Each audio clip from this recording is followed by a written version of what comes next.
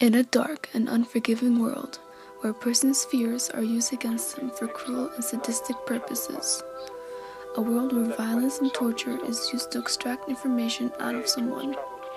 For at least 2,000 years, police, dictators, generals, criminals, and even doctors have used a vast assortment of torture devices. From the basic to the extreme, from feet and fists, and machines that stretched and pulled arms out of their victims' sockets. A violation of basic human rights, an act of immense pain, fear, and humiliation.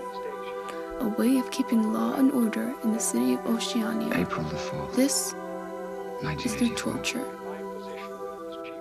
Torture. I think. The real definition is the action or practice of inflicting severe pain on someone as punishment or in order to force them to do or say something. To the past.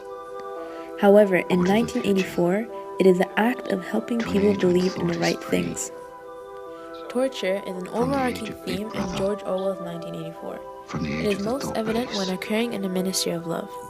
The Ministry of Love, or From a dead Mini man. Love in Newspeak, serves as a force to maintain Greetings. order within Oceania and enforces loyalty to Big Brother through fear, reinforced by the acts of torture.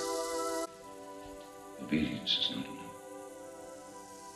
Power is inflicting pain and humiliation, otherwise you cannot be sure. Power is tearing human minds apart and putting them together again in new shapes of your own choosing. The effect of torture Winston encounters in the Ministry of Love is so powerful enough to make him conform to the party and love Big Brother. This can be through physical torture or psychological torture. An example of torture in 1984 is when Winston was put into Room 101 and was encountered by his biggest fear, the rat. The scene is introduced by this. The mask was closing on his face. The wire brushed his cheek, and then, no, it was not relief, only hope, a tiny fragment of hope. Too late, perhaps, too late. But he had suddenly understood that in the whole world, there was just one person to whom he could transfer his punishment. One body that he could thrust between him and the rat. And he was shouting frantically, over and over.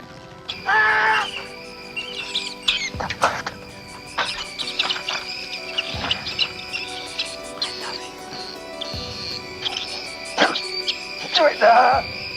Do it to Julia! Who is she? I don't care what you do to her, but do it to her! Tear her face off, but do it to Julia, not to me! Probably on the proletarian novel writing Do machine. it to Julia! Do it to Julia! Not me! Because of Winston's rebellious nature, he could not be broken physically. He had to be broken psychologically. The thought and act of Winston confronting his fear of rats is what loses him and makes him betray Julia. Through O'Brien, George Orwell shows that there is a subtler way to break someone other than physical pain. Giving someone the option to trade places with another to save themselves, even if it's someone they truly loved, strips them of their dignity in a way that physical torture cannot. It renders them vulnerable and humiliated. The effect of psychological torture on Winston made him truly realize that he did not love Julia. The mental pain he encounters ultimately changes who he is as a person and creates dominant and submissive roles in the book. Winston submitting to the state's dominant control over him. Through the state's logic, unless he is suffering, how could you be sure that he is obeying your will and not his own? To an age when thought is free. From the age of Big Brother. From the age of the thought police. From a dead man. Greetings. During the time the book was written, the idea of torture was spread through society. 1984 was written after World War II. George Orwell lived through the atrocities committed during that war, so he was well aware of the abuses towards his enemies of the war, and the deadly genocide that took place in Auschwitz under Hitler's totalitarian rule. Auschwitz was the killing center of the largest numbers of European Jews who were killed during the Holocaust. People were tortured through experimental gassing, mass murder, through starvation, disease, and shooting. In Germany, the Jewish population were marginalized, excluding and silenced. Hitler believed that Jews were not pure, the same way O'Brien describes Winston as flaw in the pattern, a stain that must be wiped April out. 4th. Hitler tortured Jewish people by putting them in concentration camps. The camps included harsh labor, inhumane living conditions, and torture. Patients were put into the pressure chambers, tested with jugs, castrated, frozen to death, and exposed to various other traumas. Throughout the book, there are references to these so-called labor camps. Orwell's 1984 novel served as a prophetic warning to future societies of what might happen when the wrong people come into power. From a dead man. Greetings. The torture methods described in 1984 are also evident today in the modern world. For example, the use of a torture device called the rack. The rack is a torture device consisting of a wooden frame raised slightly off the ground with rollers at both ends. The victim's ankles are then tied to one of the rollers and their wrist is tied to the other. The machine slowly begins to increase the tension on the chains, inducing excruciating pain. A gruesome aspect of being stretched too far is the loud popping noises of the snapping cartilage, ligaments, or bones.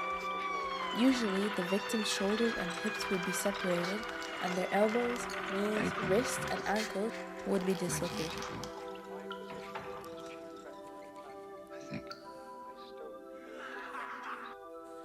Another form of torture that is evident in modern society is a form of torture called white torture. This is a form of emotional and psychological torture. Rather than using force, a person is tormented with sensory deprivation and isolation. This relates to The Place with No Darkness in the book, where the prisoners are placed in the holding cell. As seen in the book, it is very clear that some social groups are marginalized, excluded, or silenced. It is also clear who has the most power in 1984. The inner party members have the advantage within the novel. They have pleasant food, wine, cigarettes, spacious homes, and the privilege to turn off the telescreens whenever they want to. The inner party keeps members of the outer party under close supervision and are constantly watched, while the pros live in poor living conditions, however unmonitored. With regards to torture, the group that is silenced, marginalized, and excluded within the book are the outer party members and the pros. The outer party members are the people who are being subjected to torture, and the inner party members are the ones who do the torture. A majority of the discussions about torture focuses on the moral and ethical dilemmas involved. Is torture ever justifiable? Can beating someone, depriving them of sleep, and mutilating them ever give you the answer that you want? No. To an extent, torture is an ineffective way of getting the information that you want. A person will be willing to admit to things that they have not done just to end their pain and suffering. For example, when O'Brien was torturing Winston on the rack, at the end, Winston states that O'Brien has 5 fingers up just to end his own pain, even though he knows clearly that there are only 4 fingers up. Alan Dershowitz gave a good summary of the ticking time bomb scenario in 2001, saying everyone says they're opposed to torture, but everyone would do it personally if they knew it could save the life of a kidnapped child who had only 2 hours to live of oxygen before death. And it would be the right thing to do. At first glance, it is a compelling argument, until you begin to look at the assumptions that come along with accepting it. Dershowitz's statement assumes that this person actually has the information needed.